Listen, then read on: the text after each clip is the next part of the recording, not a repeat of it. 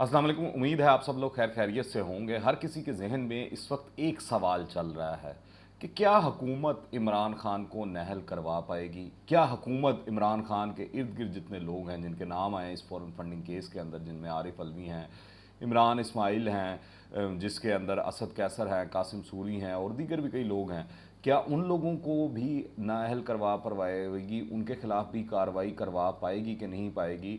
तो ये सवालात इस वक्त उठाए जा रहे हैं और दूसरी तरफ ये भी चमगोइयाँ चल रही हैं और लोगों के जहन में कन्फ्यूजन है कि अगर ये मामला सुप्रीम कोर्ट में जाता है तो जिस तरह के हमने पहले देखा, अगर 3 मेंबर बेंच बन जाता है तो फिर हुकूमत का क्या मुस्तकबिल होगा और तहरीक इंसाफ की तो बल्ले बल्ले हो ही जानी है, क्योंकि उसके बाद फैसला सब लोगों को मालूम होगा कि क्या फ़ैसला आना है। अब इस सिलसिले के अंदर बताया ये जा रहा है कि बड़ा वाज़िया तौर पर पीडीएम की लीडरशिप जो है वो तय कर चुकी है कि इस बार जो है फुल कोर्ट से कम पर राज़ी नहीं होना। फुल कोर्ट बनेगा और ये बाकायदा तौर पर नवाज़ शरीफ साहब की जानिब से इंस्ट्रक्शंस दी गई हैं। कल का जो पीडीएम का इजलास हुआ और आज भी होने जा रहा है उसके अंदर, और ये 48 घंटे के अंदर अंदर जो है ये सारा कुछ कर दिया जाएगा। जो 62-63 के तहत रेफरेंस है हुकूमत की जानिब से तहरीक इंसाफ के ख़िलाफ़, इमरान खान के ख़िलाफ़ सुप्रीम कोर्ट के अंदर दायर कर दिया जाएगा और उस रेफरेंस के अंदर इस्तदा की जाएगी हुकूमत की जानिब से कि आप इसको फुल कोर्ट बनाएं।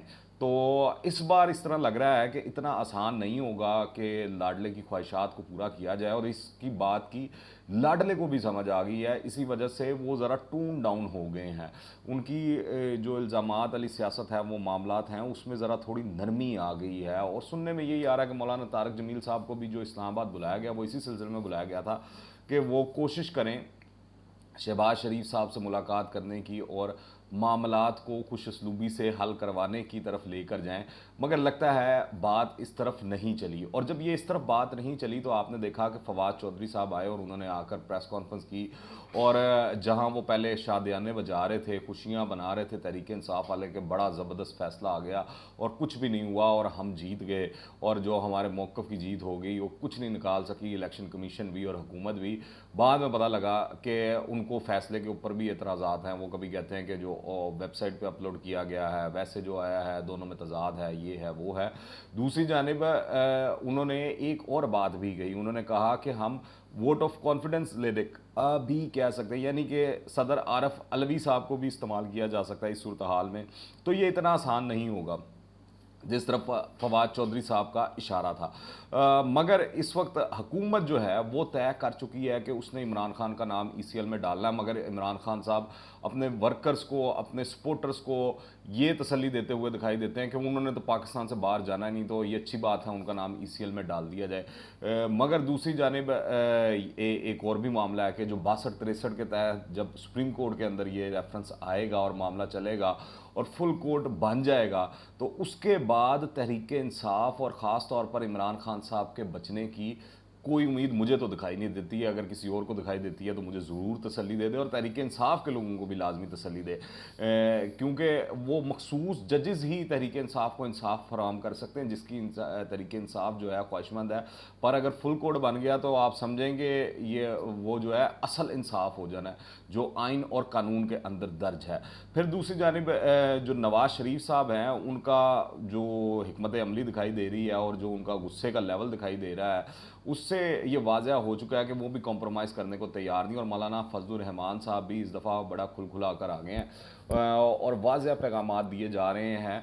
खाली इमरान खान साहब को नहीं, पूरी की पूरी जो इस्टेब्लिशमेंट है उसको भी, वो चाहे अदलिया में मौजूद है, फ़ौज में मौजूद है या दीगर इदारों के अंदर मौजूद है, हर किसी को वाज़ह पैगाम दिए जा रहे हैं कि अब की बार नहीं।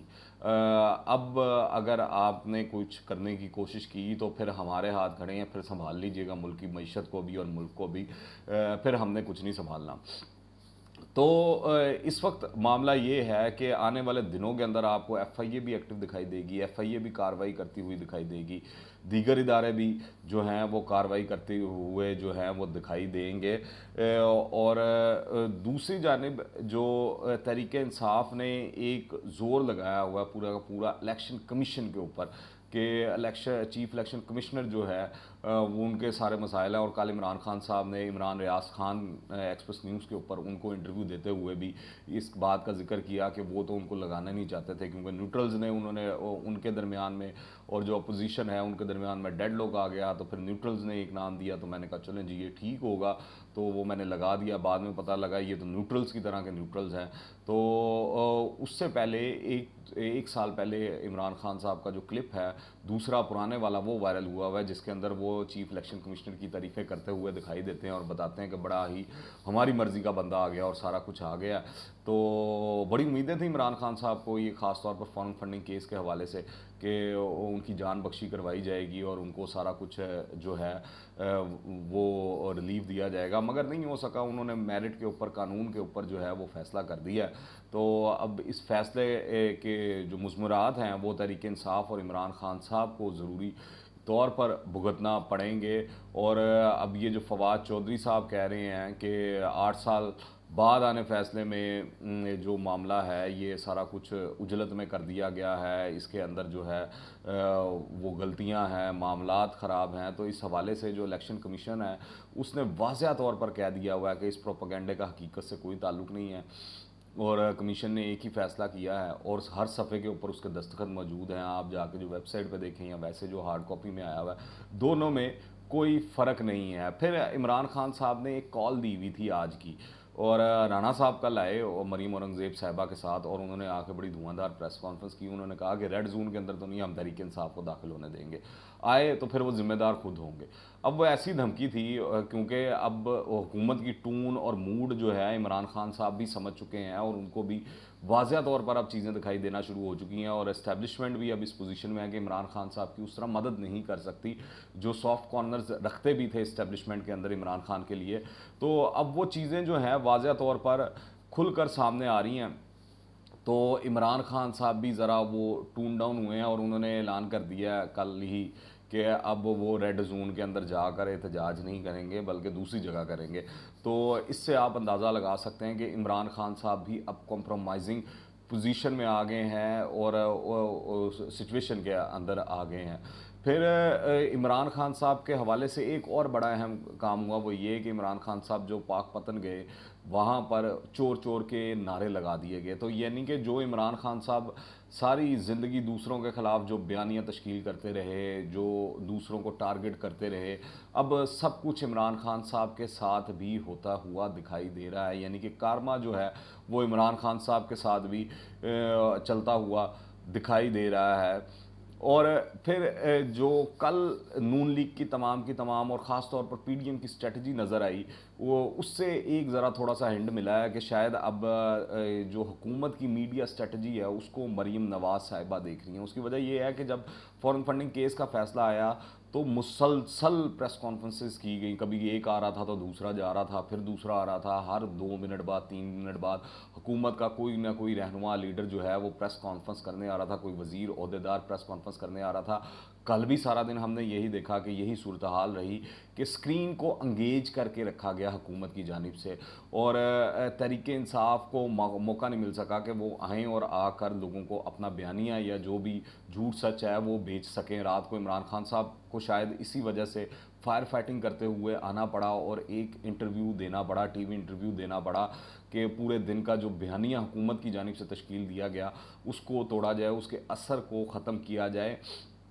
तो इस वक्त अब मीडिया फ्रंट के ऊपर भी हुकूमत अग्रेसिव दिखाई दे रही है और इस तरह लग रहा है ये वही वाली स्ट्रेटजी है मरीम नवाज़ साहिबा वाली कि स्क्रीन टाइम जो है उसको इंगेज रखा जाए और जो मामलात हैं, जो बयानियाँ हैं, जो सोच है हुकूमत की उसको आवाम तक पहुँचाया जाए और अपोजिशन को कम से कम टाइम दिया जाए। ये वो स्ट्रेटजी है जिससे इमरान खान साहब का जो एक बयानिया फैलाने का अंदाज़ है, जो ख़ास तौर पर सोशल मीडिया के ऊपर और वैसे मेन स्ट्रीम मीडिया पर भी उसका तोड़ किया जा सकता है।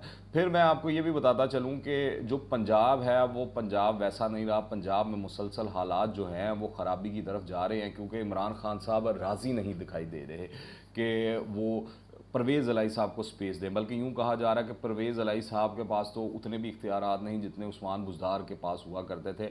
और दूसरा, परवेज़ इलाही साहब के जो लोग हैं उनमें एक भी वजारत नहीं दी गई। इमरान खान साहब ने चलता किया है मोनस इलाही और परवेज़ इलाही को भी कि बस जो कुछ देना था आपको दे दिया वजारत आला, इससे और ज़्यादा क्या दे।